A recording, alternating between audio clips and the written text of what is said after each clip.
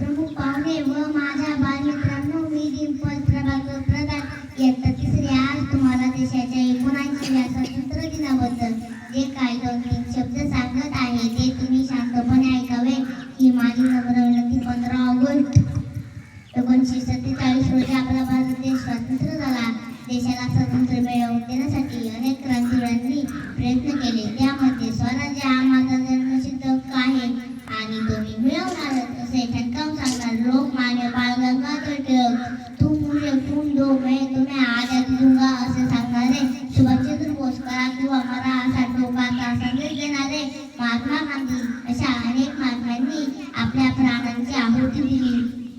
इन्कलाब जिंदाबाद अशा घोषणा देऊन भारत मातेसाठी फासावर जाणारे भगतसिंग, सुखदेव, राजगुरू अशा कितीतरी क्रांतिकारकांचे स्वातंत्र्य योगदान स्वातंत्र्य लढ्यात अमूल्य आहे.